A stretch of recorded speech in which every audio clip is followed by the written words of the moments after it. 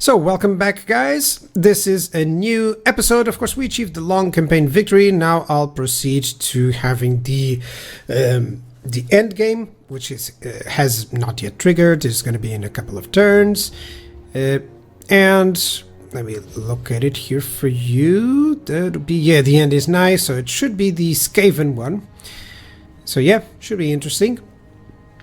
And I'll continue to drive away the forces of chaos, of course, and should be fairly an interesting campaign to at least do the end times. Not the end times, the end game. And then I'll see if I want to conquer the whole map or not, it would be interesting to actually showcase it. And I'm thinking on using this campaign and the other campaign with the Case Dwarfs to actually showcase some stuff like that. On how I proceed to domination, full domination. Okay, let's fight this battle here. So, my Reichsguard are over here on this flank, followed by some handgunners and some greatswords. This is all very typical, of course. I like to also distribute my heroes and lords, one on each, let's say, part of the front line of the army.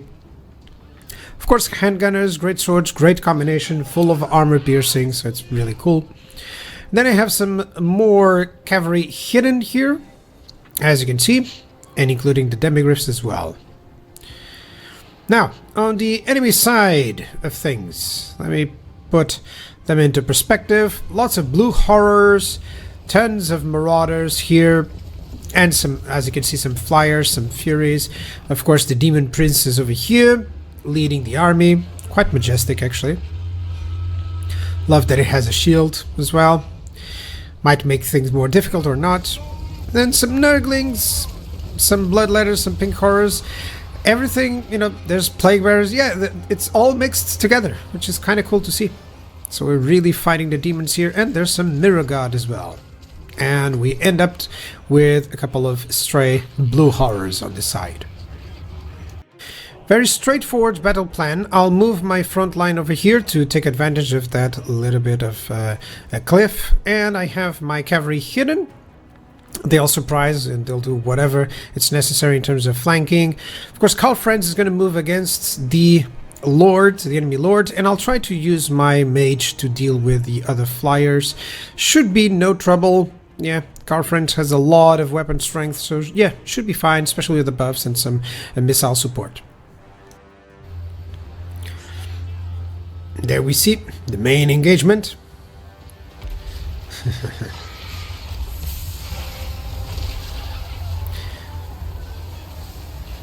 A battle in the skies here. And as you can see, yeah, he's no match for Franz, especially after all his buffs.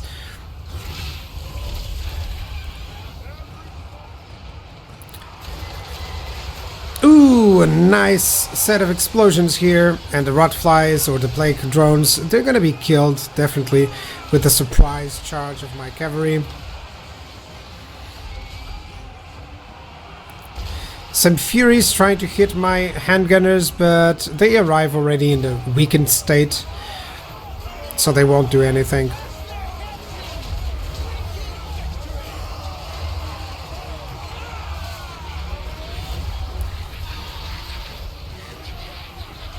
And the combination of the Manticore and the Griffin should do it on this flank. Yep, this mirror guard is getting bombarded heavily by my outriders.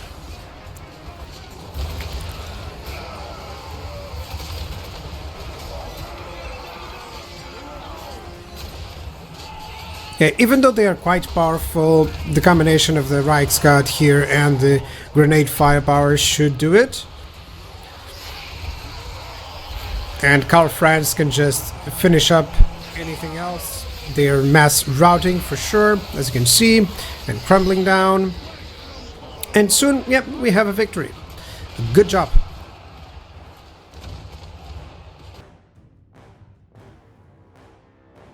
So, there was a very good battle. Managed to take them out. I gained a lot of treasury from it, which is excellent as well. And this attrition suffered from casualties suffered from all attrition. It's quite good actually. It helps these factions that have issues with climate, such as Empire. So yeah, Franz, it doesn't have a lot of points to muster, but Deadly Onslaught should be it. This way it's quite balanced, both blue, red line and yellow line, it's kind of fine. Now for the Warrior Priest, should I increase his own leadership or Augury? I think Augury is better because it's the character's aura leadership effect. Yeah, it's much better. And what we have here, the steel technology, let's go, it's irrelevant actually at this point in time. So Throg has a lot of good units but no characters, so only Throg, and he's kind of vulnerable to missile fire as well.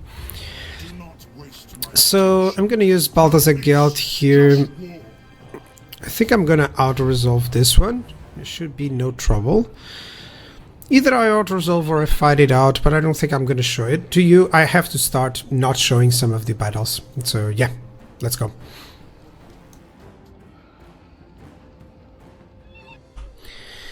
So this is the sort of armies that I want to have by the end, let's say. So with Karl Franz, you can see that C, it's not copyrighted, it's just to signify that it's completed. So I already have the army with Karl Franz that I thought through. I already have the same army for Balthazar Gelt, you know, basically great swords with cavalry support, but he has artillery, of course.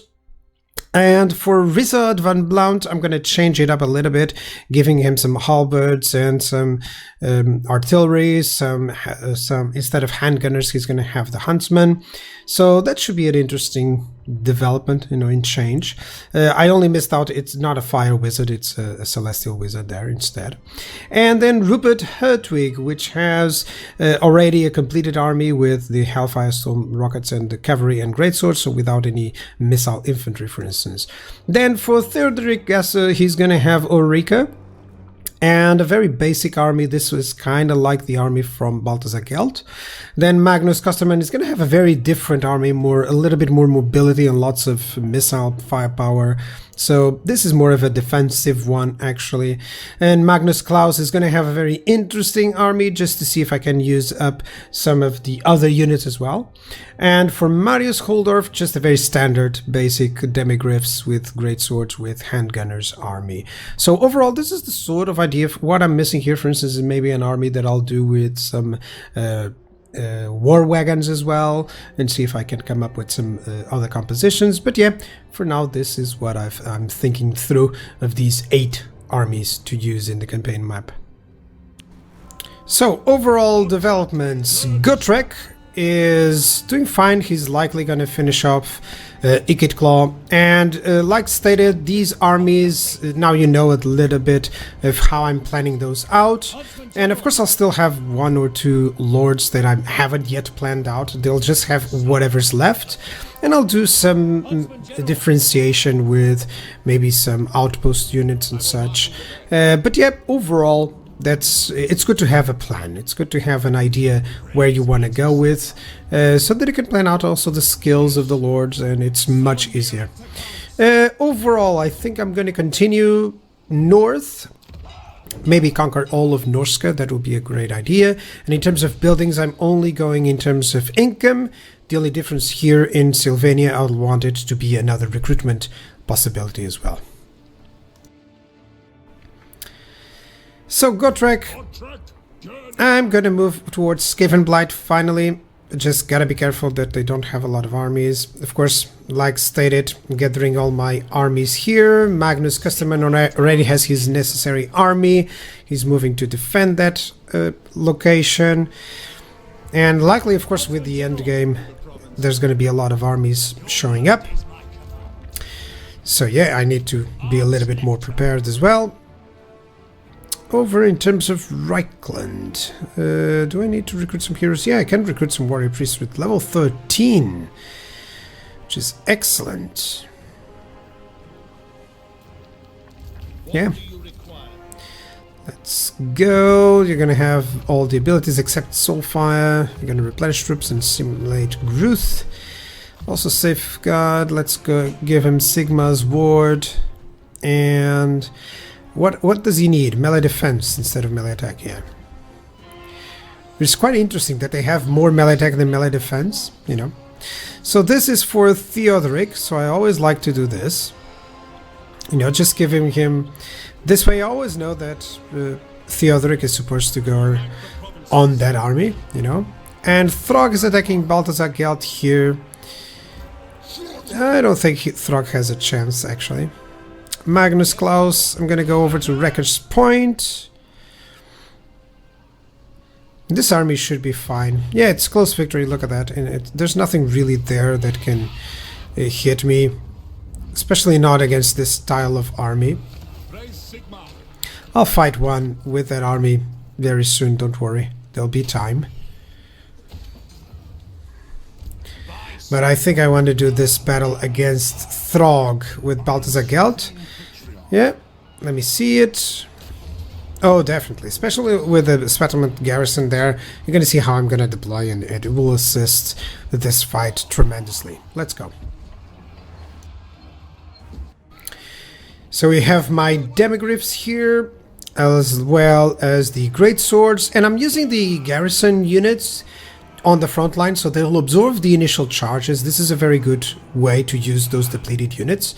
They'll absorb the initial charges. I have my artillery here, so that the enemy won't have, in essence, it's negating the charge bonus to everything, because the AI will just charge up those units, and you can then charge with your actual front line. In this case, my great swords. And of course, I'll take some shots at them with the handgunners, so it should be fairly easy. Now, the enemy is composed with a lot of skin wolves,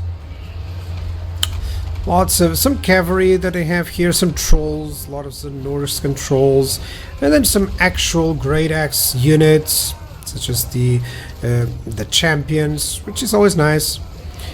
And in the middle of all this, there should be a Throg as well. He's getting hit by my cannon, and lots of fast units on this flank.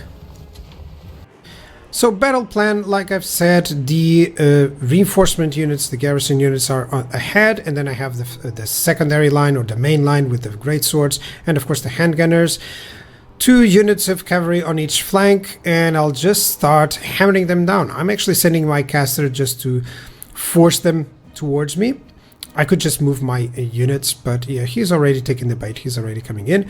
And of course, this should be fairly easy. I think I win in every single front, other than the front line, because he has a lot of frontline units. But my artillery and missile troops should be able to do it, especially with some magical support. And overall, I'm just going to focus Throg with the cannon and the Luminarch. Let's go. It's always nice to see the Hammer of the Witches and the Luminarchs hitting everything. Look at that. Let's hit Throg. And yeah, these Hellstorm batteries are just so nice to see. Yeah, try to hit these cavalry units.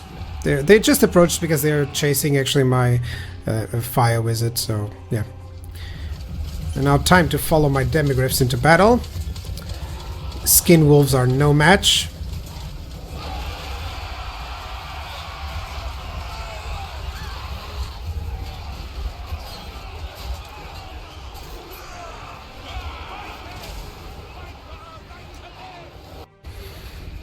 And overall the battle is going well. He's trying to send some great axe units, some great weapons against my cavalry, which should be a problem, but I think I have enough infantry to deal with it. You can see the effect of the charge of these guys on the lower entity count units.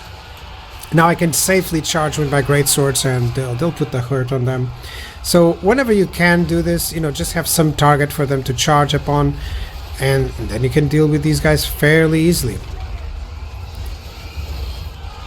This is a flame sword that missed out on his target. It's hitting my own.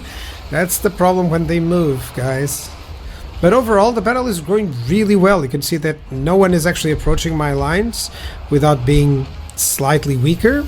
And my demigryphs, with some support from the magical abilities and spells, are just wrecking this flank.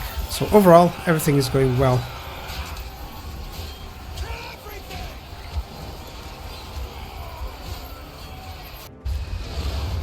And Throg, poor Throg, he's getting hit by all missiles. I think he didn't even manage to hit a punch. And now he's down. Stay down, dude. That's appropriate. Yeah. That was a nice hit.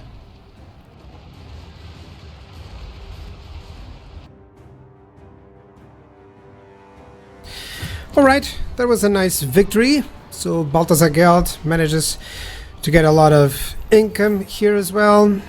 And there's a lot of good damage dealt by my units, especially the cavalry and handgunners, but of course everyone helps.